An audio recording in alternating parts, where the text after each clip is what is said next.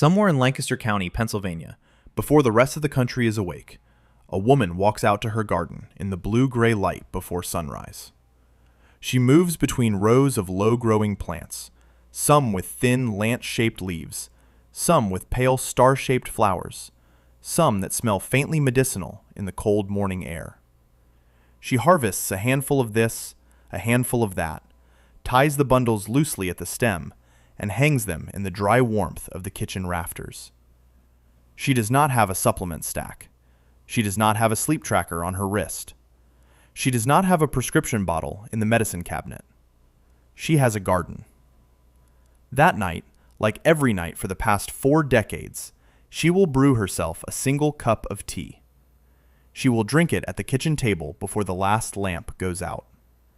And within 10 minutes, she will be asleep. She will sleep for 8 hours. She will wake up rested. This is not a story about a miracle supplement that costs $60 a bottle. This is not an influencer selling something. This is a story about what happens when an entire community of people across 2 centuries quietly solves a problem that the modern world has turned into a multi-billion-dollar pharmaceutical industry. Insomnia affects roughly 1 in 3 adults in the United States tonight. Not occasionally, chronically. People who lie awake for hours. People who fall asleep but wake again at 2 in the morning with their minds running. People who have tried every white noise machine and blackout curtain and breathing technique, and who still reach for the phone at 3 a.m. because what else is there to do? The sleep aid industry in America generates over $11 billion a year. That number has been climbing for a decade. Behind it is an entire population that has accepted a premise that would have seemed bizarre to any earlier generation, that the ability to fall asleep is a medical problem requiring a pharmaceutical solution. The Amish never accepted that premise. What they have instead is older than the country itself.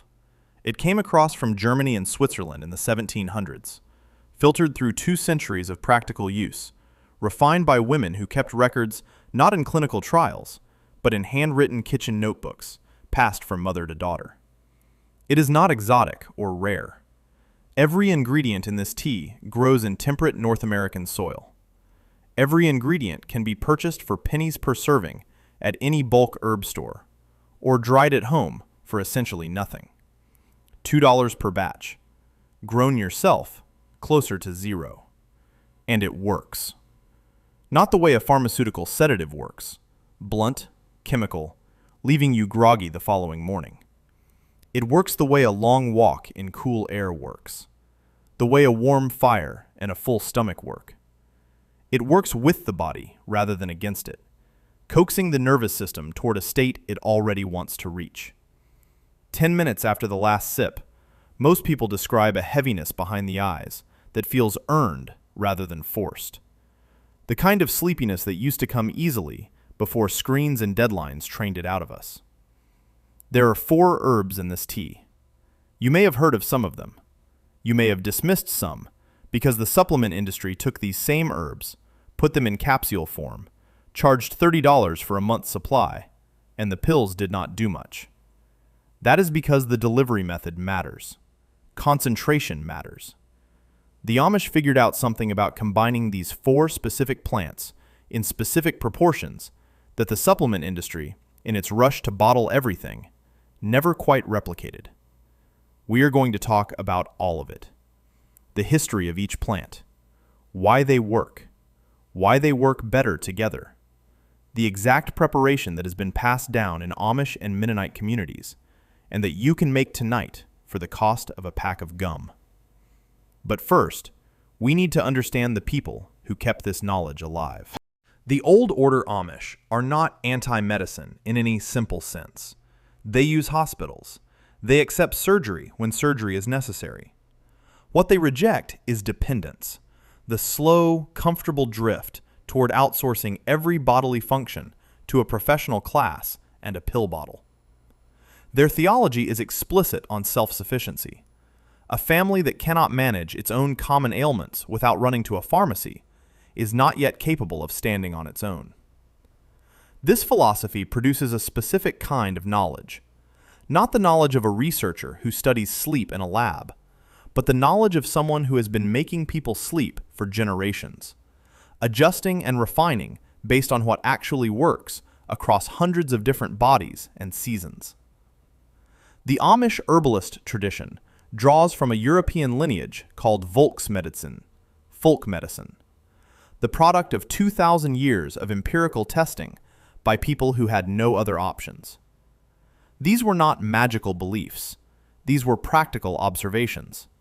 This plant helps people sleep. This one does not. This combination works better than either alone. This preparation method extracts the active compounds most effectively. The observations accumulated into a body of knowledge that was systematic in everything except the format. It never got written up in a journal. It never got a patent. It got handed down at kitchen tables. The first herb in this tea is one you almost certainly know by sight, even if you have walked past it 100 times without recognizing it. Valerian. Valeriana officinalis. It grows 3 to 5 feet tall, with clusters of tiny white or pale pink flowers in summer, and it looks, honestly, like a weed. The Romans used it. The Greeks used it. Medieval physicians prescribed it for insomnia and chronic anxiety. During both world wars, valerian was distributed to English civilians to manage the stress of bombing raids. The root is the part that matters, and the root smells terrible. This is worth acknowledging directly, because if you have ever opened a bottle of valerian capsules and immediately closed it again, you are not alone. The compound responsible, isovaleric acid, develops as the root dries, and it has an aroma that most people charitably describe as earthy, and less charitably describe as old socks. Here is what the supplement industry does not tell you. The smell is a sign of potency. Odorless valerian root is usually old, improperly dried, or stripped of its active constituents during processing. The Amish, who dry their own roots in the rafters over slow heat, end up with product that is pungent in exactly the way it should be. Valerian root contains compounds that interact with GABA receptors in the brain. GABA, gamma-aminobutyric acid, is the nervous system's primary braking mechanism. When GABA activity increases, neural signaling slows. Heart rate drops. Muscle tension releases. The racing quality of an anxious mind quiets to something manageable. This is, not coincidentally, also how benzodiazepines work, the major class of pharmaceutical sleep aids. The difference is that benzodiazepines hit the GABA system like a sledgehammer, producing rapid sedation followed by next-day fog and dependency risk. Valerian nudges the same system with a much lighter hand. The effect builds more slowly and leaves no morning hangover. The Amish preparation uses 1 heaping teaspoon of dried valerian root per cup, steeped for 15 to 20 minutes in water that has come just off the boil, at roughly 190 degrees Fahrenheit, a temperature that extracts without destroying the volatile compounds. The second herb is chamomile, and you may be tempted to dismiss it as the thing your grandmother told you to drink when you had a stomach ache. That dismissal would be a mistake. Matricaria chamomilla, German chamomile, contains a compound called apigenin, a flavonoid that binds to benzodiazepine receptors in the brain, with enough affinity to produce measurable sedative effects in clinical research. A 2017 randomized controlled trial, published in Phytomedicine, found that chronic insomnia patients who took chamomile extract showed significantly improved sleep quality and reduced nighttime waking compared to placebo. More importantly, they showed no rebound insomnia when they stopped, the withdrawal problem that makes pharmaceutical sleep aids so difficult to discontinue. The chamomile in a commercial tea bag is fine for flavor and mild stomach comfort. It is not effective for sleep support because the amount in a commercial tea bag is approximately 1 gram, enough to produce a pleasant beverage, not enough to produce a therapeutic effect. The Amish preparation uses 2 heaping teaspoons of dried chamomile flowers per cup. That is roughly 4 to 5 grams, the quantity used in the positive clinical research. Chamomile is one of the easiest plants in any temperate garden, reseeding itself year after year. A single established plant yields hundreds of small, daisy-like flowers through summer. Dried on a screen in a warm room for a week, they store in a sealed jar for up to 2 years. The cost of growing your own supply is essentially the cost of a seed packet, once. The third herb is one that the commercial supplement industry has almost entirely overlooked. Hops. The same hops used in brewing beer. Humulus lupulus. The female flowers of the hop plant, called strobiles, were used as sleep aids in Europe centuries before anyone discovered they made fermented grain taste better. There are written records from medieval German monasteries of hop pillows, sachets of dried hop flowers placed inside pillowcases, used to promote sleep. The practice was carried directly into American Amish tradition from Germany. The active compounds in hops include methylbutanol and a range of bitter acids that produce a sedative effect distinct from both valerian and chamomile. Importantly, hops appear to work synergistically with valerian. The combination produces effects greater than either alone would predict. A German clinical study found that a fixed valerian hops combination reduced sleep latency more effectively than valerian alone, and more effectively than a low-dose pharmaceutical control. This is the synergy the Amish formulation exploits.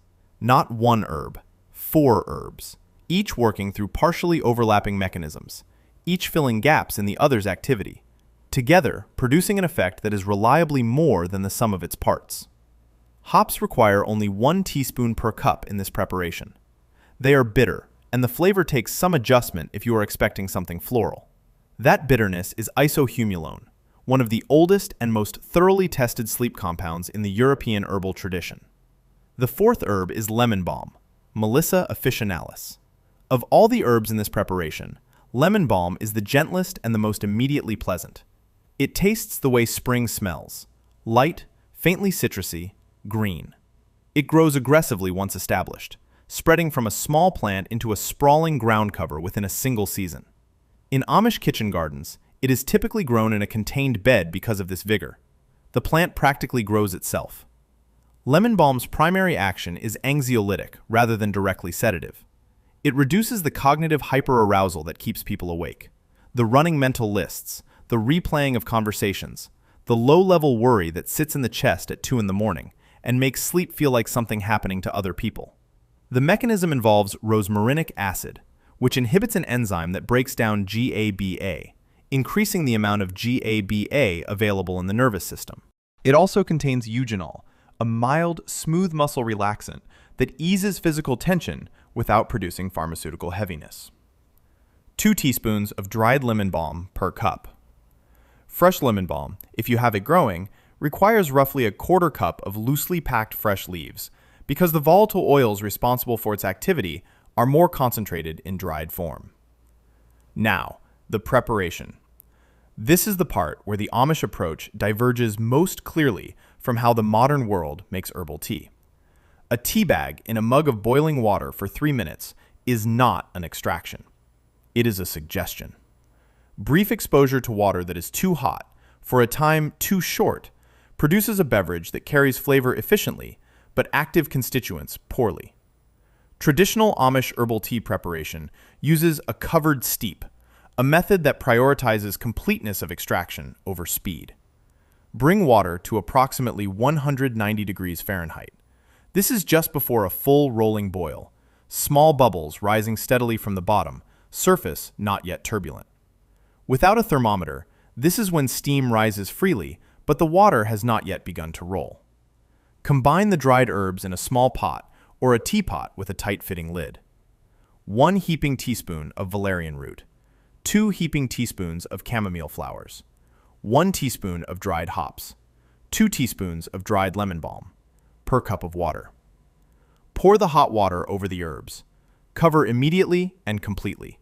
This step is not optional. The volatile compounds responsible for a significant portion of the sleep-promoting activity in both chamomile and lemon balm will evaporate within minutes if the vessel is left uncovered. The lid traps them. They condense on the underside of the lid and fall back into the tea as it cools. This is why Amish preparations outperform the chamomile tea bag in a mug. Not because the herbs are categorically different, but because this single step preserves what the bag in a mug method loses. Steep for 15 minutes. Not 5, not 10, 15. Valerian root requires extended contact time to fully release its active constituents. The resulting tea will be dark, amber to brown, floral from the chamomile, earthy from the valerian, faintly bitter from the hops, and bright from the lemon balm. Strain through a fine mesh strainer or cheesecloth. Pour slowly to avoid disturbing the sediment at the bottom.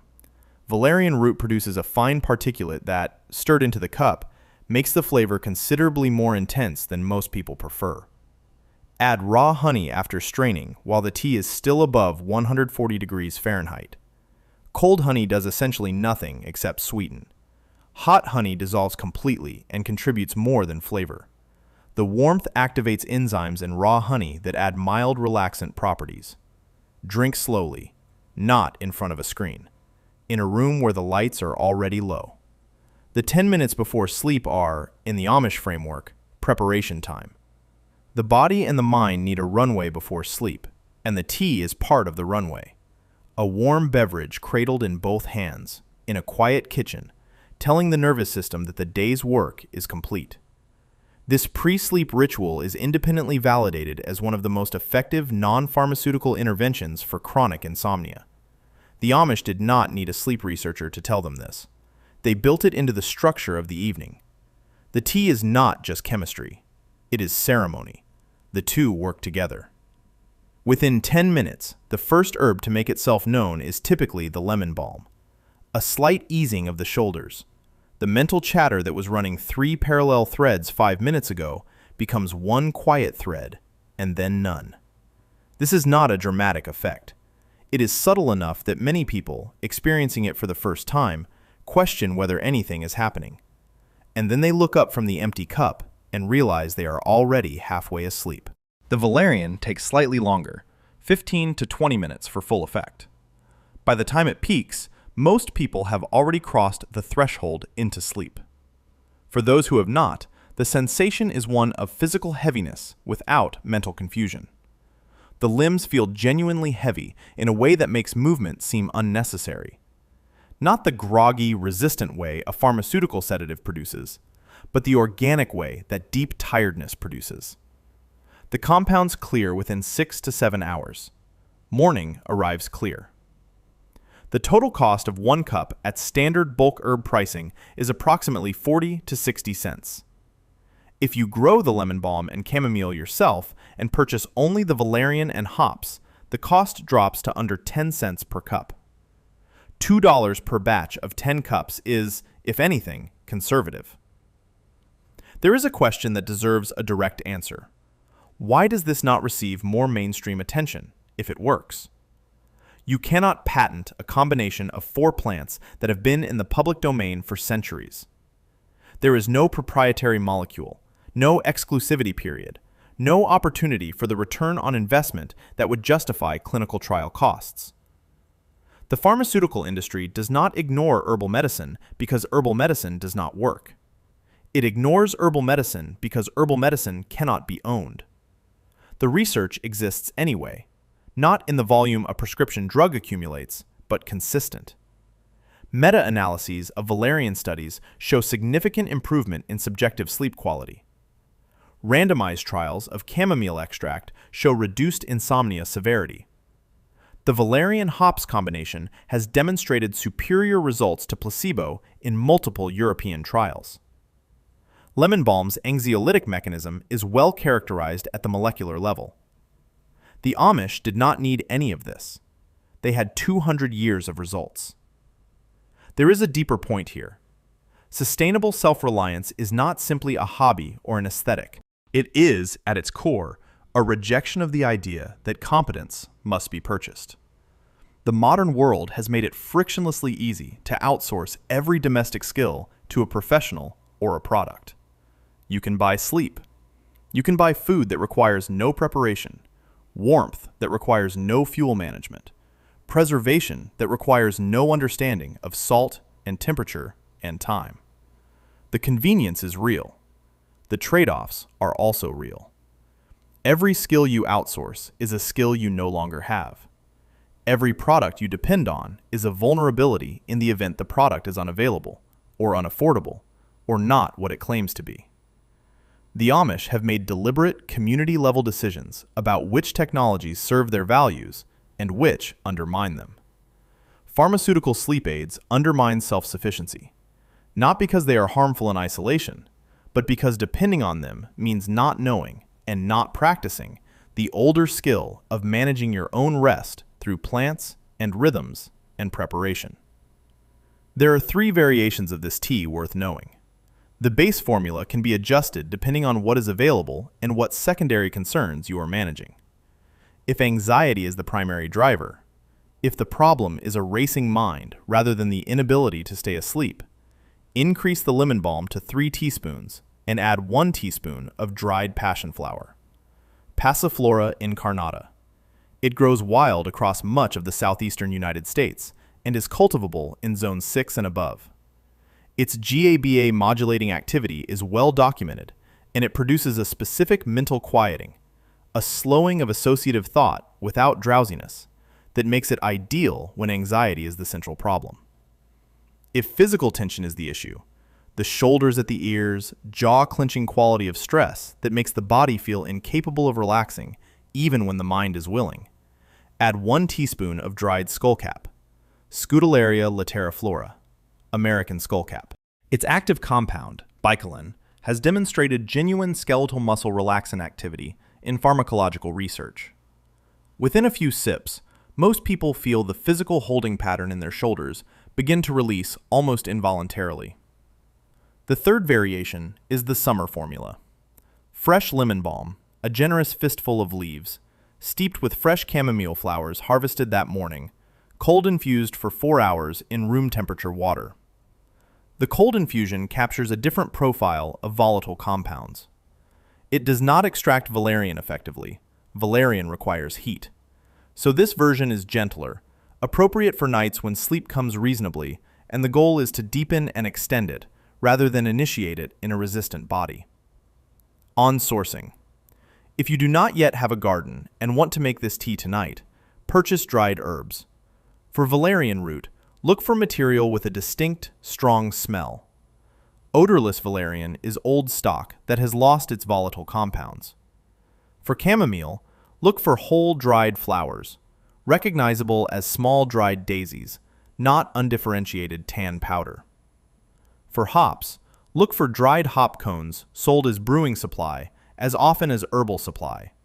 The brewing supply version is identical and often cheaper.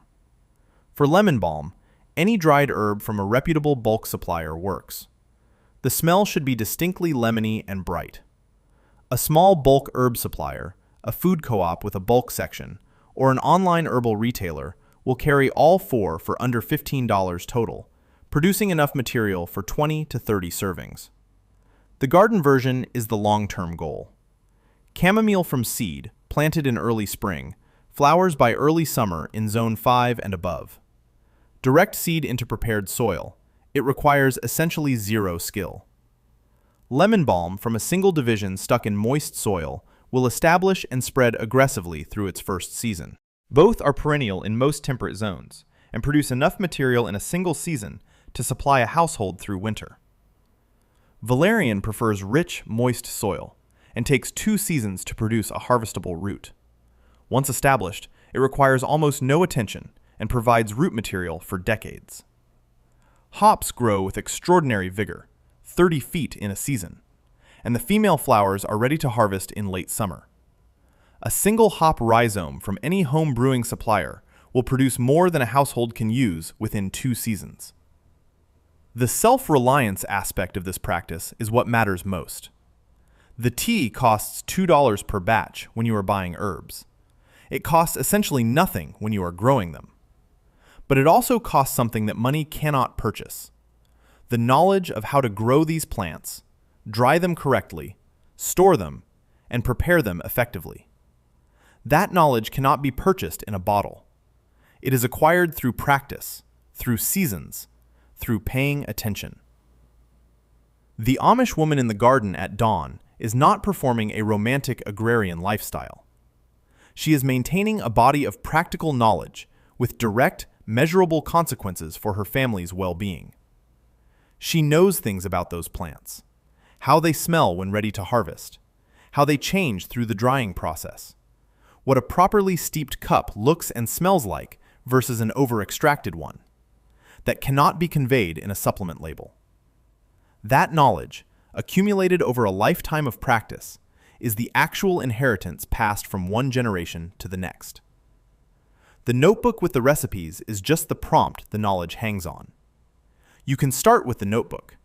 You can make this tea tonight. And if it works, and for most people, most of the time, it does, you will have one less thing you depend on a bottle for.